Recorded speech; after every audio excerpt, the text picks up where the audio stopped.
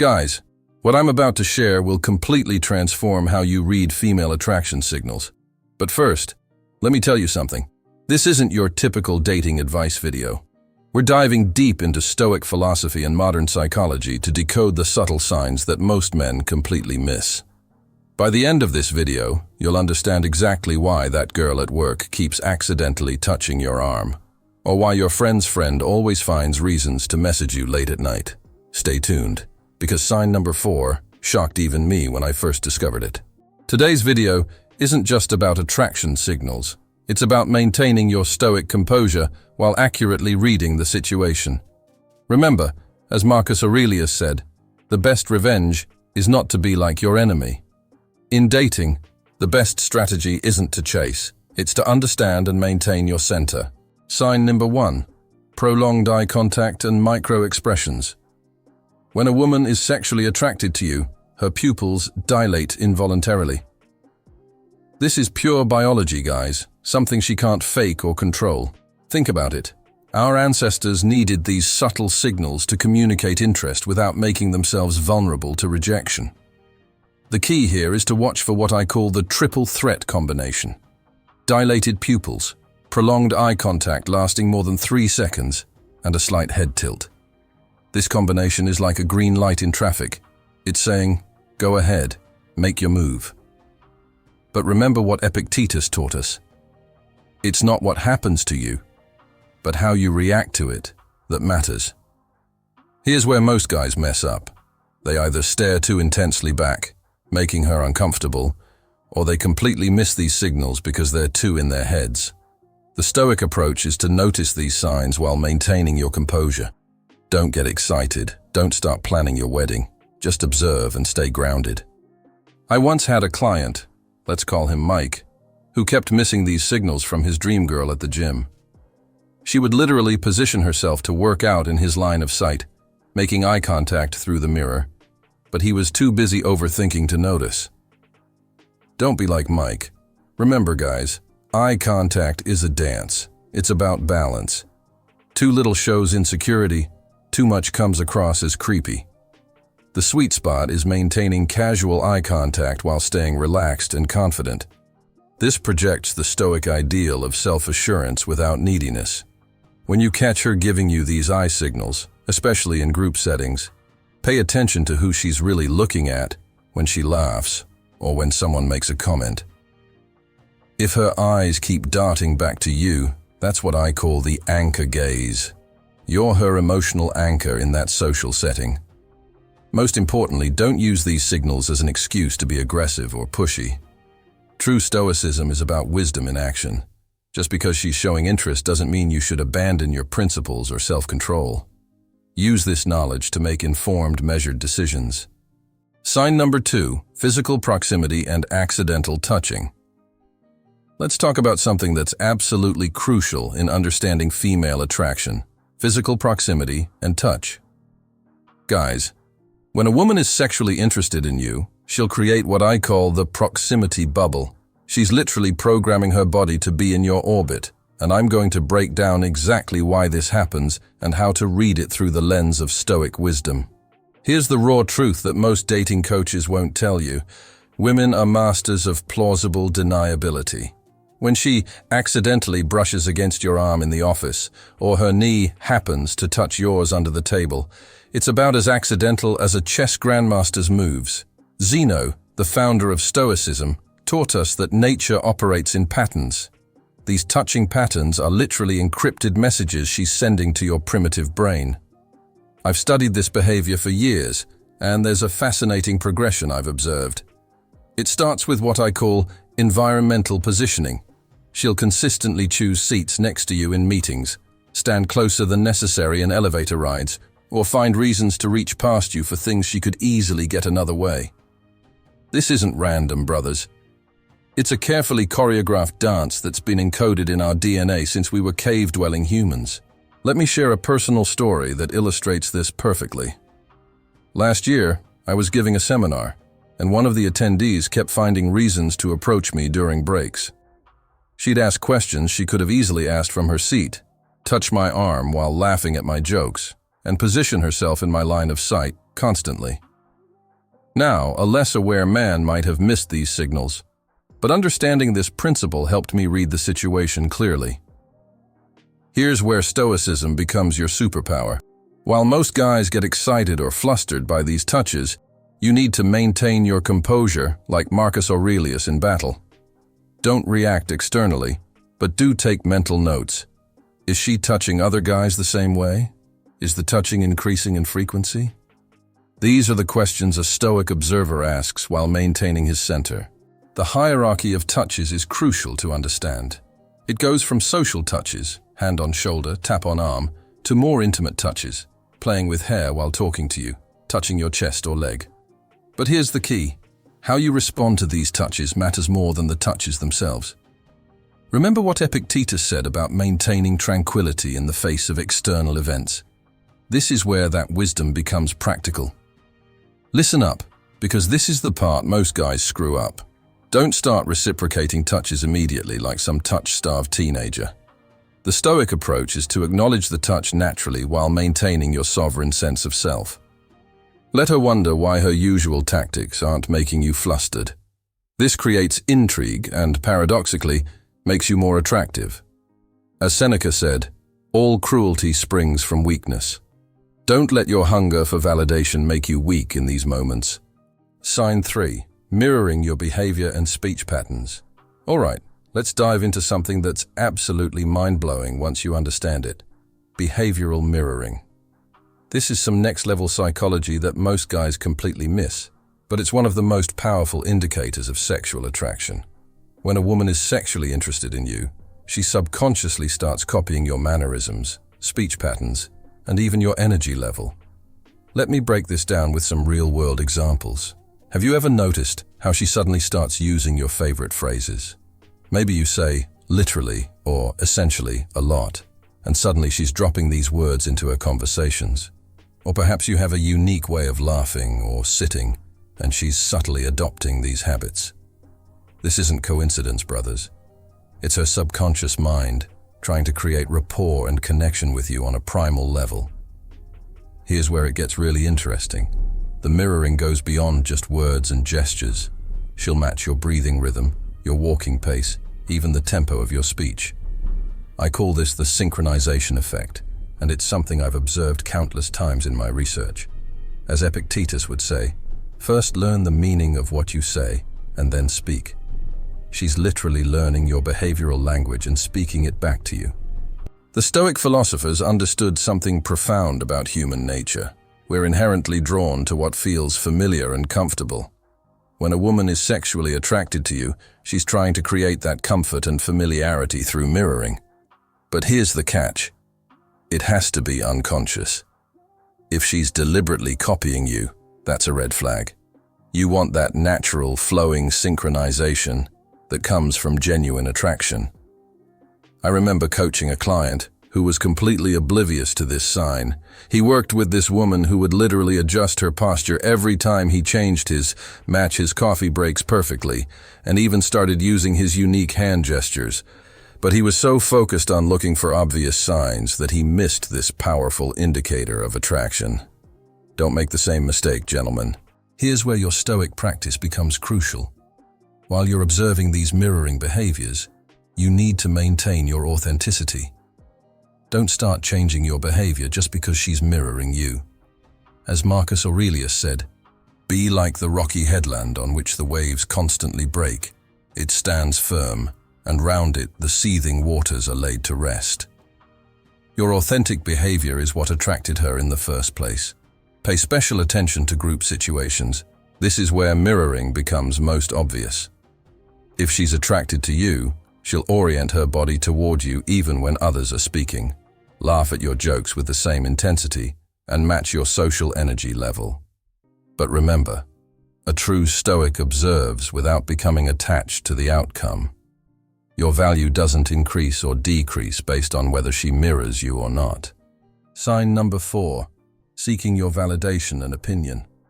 Listen up, because this sign is absolutely crucial, and it's something that flies under the radar for most men. When a woman is sexually interested in you, she'll consistently seek your validation and opinion, even on the most trivial matters. This isn't just about her being indecisive. It's a subconscious strategy to create emotional investment and connection. Here's the raw truth. When a woman starts asking for your opinion on everything from her outfit choices to her career decisions, she's not just looking for advice. She's creating what I call validation threads. Multiple subtle connections that make you a central figure in her decision-making process. Think about it. Why would she care what you think about her new haircut if she wasn't sexually attracted to you? As Seneca said, all things that are still to come lie in uncertainty. She's trying to create certainty through your validation. This is where it gets fascinating. Pay attention to the type of questions she asks. There's a massive difference between "What time is the meeting?" and "Do you think this presentation will impress the client?" The second question is loaded with subtext. She's not just seeking information, she's seeking your specific input. I've seen this pattern hundreds of times in my coaching practice, and it's almost always a precursor to sexual interest. Let me share a personal example that perfectly illustrates this. I had a female friend who would constantly ask my opinion on guys she was dating. Sounds friendly, right? Wrong. It was her subtle way of communicating her standards and values while gauging my reactions. Later, she admitted she had been attracted to me the whole time. This is what I call the indirect validation loop. She's using other topics to create emotional intimacy with you. Now, here's where most guys completely mess up. They either become too eager to give validation or completely dismiss these requests. Both approaches are wrong. The Stoic approach is to remain measured and authentic in your responses. As Marcus Aurelius taught us, the best revenge is to be unlike him who performed the injury. In this case, the best response is to be unlike the typical validation-dispensing guy she's used to encountering. Pay close attention to the frequency and urgency of these validation-seeking behaviors. Does she wait for your response before making decisions? Does she bring up your previous advice in conversations? Does she seem disappointed when you're not available to give your input? These are what I call investment markers. Clear signs that she's emotionally, and likely sexually, invested in your opinion. The key to handling this sign like a true Stoic is to maintain emotional equilibrium. Don't let her validation-seeking behavior inflate your ego or make you feel overly important. Remember what Epictetus said. It's not what happens to you, but how you react to it that matters. Provide honest, measured responses while maintaining your emotional center. This balance of availability and independence is incredibly attractive to women. Sign number 5, making future plans and references. All right, brothers, we're diving into something that's absolutely critical to understand. How women use future projections as a signal of sexual interest.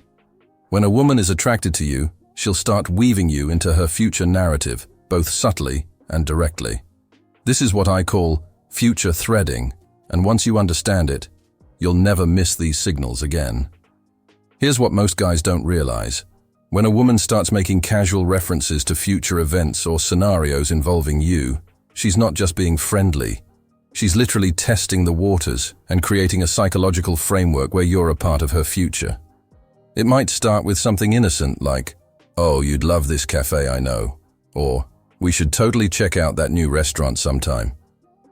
These aren't random statements, gentlemen.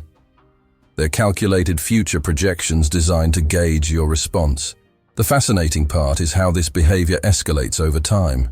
I've identified what I call the future reference ladder. It starts with vague, non-committal references to the future, then progresses to specific plans, and finally evolves into long-term scenarios. When she goes from "we should grab coffee sometime" to "you'd be so good with kids," she's not just making conversation, she's revealing her subconscious attraction through future projection. As Epictetus said, first say to yourself what you would be, then do what you have to do. Let me share something mind-blowing from my own experience. I once had a client who was completely oblivious to a woman's interest until I pointed out how she kept mentioning future events months in advance. She'd say things like, "You'd love this music festival next summer," or "We should plan a group trip to the beach next season." Guys, these weren't innocent suggestions. They were intimate invitations into her future timeline. Now, here's where your Stoic practice becomes crucial. While these future references might be exciting, you need to maintain emotional stability and clarity. As Marcus Aurelius taught us, accept the things to which fate binds you. Don't get carried away with these future projections. Instead, observe them as data points while maintaining your centered presence in the current moment. Pay special attention to how she reacts when you make future references. If she eagerly builds upon your suggestions or adds details to future scenarios, that's what I call future enthusiasm amplification. It's a clear sign that she's not just playing along, she's actively invested in creating a shared future narrative with you. But remember, true Stoicism means remaining unattached to these potential futures. The power move here isn't to reciprocate every future reference or get caught up in fantasy planning. Instead, acknowledge these references while maintaining your sovereignty. When she makes future plans, respond with measured interest, but don't become emotionally invested in these hypothetical scenarios. This balanced approach creates intrigue and, paradoxically, makes you more attractive. As Seneca wisely noted, he who indulges empty fears earns himself real fears. Sign number 6, digital behavior and response patterns. All right, this is where things get really interesting, the digital domain. In today's world, how a woman interacts with you online is just as important as in-person signals. I'm going to break down the subtle digital behaviors that scream sexual attraction. And trust me, this isn't your basic, she liked your photo advice. This is advanced psychological warfare in the digital age. Let's get real about something most dating coaches won't tell you. Timing is everything in digital communication. When a woman is sexually attracted to you, she develops what I call digital urgency patterns. She's not just responding to your messages, she's responding with specific timing and intensity. If she's consistently replying within minutes, even to mundane messages, while taking hours to respond to others, that's not coincidence. That's attraction manifesting through digital prioritization. Here's where it gets fascinating. Watch for what I call digital breadcrumbs. These are subtle indicators like viewing your social media stories within minutes of posting, consistently being among the first to engage with your content, or sending you random messages that don't really need a response. As Epictetus said, it's not what happens to you, but how you react to it that matters. In the digital world, these aren't random actions. They're calculated moves to stay on your radar. Let me share a mind-blowing case study. I had a client who was confused about a woman's interest until we analyzed her digital behavior pattern. She would send him memes at 1 a.m., react to his social media posts with specific emojis that she didn't use with others, and always seemed to be online when he was. This wasn't coincidence. It was what I call digital orbit maintenance. She was literally orchestrating her online presence to maximize interactions with him. Now, here's where your Stoic principles become your superpower. While most guys get excited about quick responses or late-night messages, you need to maintain digital sovereignty. Marcus Aurelius wouldn't lose his composure over a notification, and neither should you. Observe these patterns while maintaining emotional equilibrium. The true power lies in understanding these signals without becoming enslaved to them. Pay special attention to what I call digital escalation markers. Does she progress from public likes to private messages? Does she send you posts saying, "This made me think of you"? Does she create opportunities for private conversations away from group chats? These are all subtle signs that she's trying to create intimate digital spaces with you. But remember, a Stoic observer notices these patterns without becoming attached to them. The key to mastering this understanding is to remain detached from digital validation while being aware of its significance. When she's watching every Instagram story, responding to every tweet, or finding excuses to slide into your DMs, don't get intoxicated by the attention. As Seneca advised, he who needs riches least enjoys riches most. The same applies to digital attention. He who needs it least often receives it most abundantly. Now that we've covered all 6 signs, let's bring it all together. Remember, these signs are most powerful when they appear in combination. One sign might be coincidence, but 3 or more, that's a pattern you can't ignore. But here's the most important thing. Maintain your Stoic composure throughout. Don't let these signs make you needy or desperate. As Marcus Aurelius said, the best revenge is not to be like your enemy. In dating, the best strategy isn't to chase. It's to understand and maintain your center while being aware of these signals. Use this knowledge wisely, stay grounded, and remember, true power lies in remaining unaffected while being completely aware.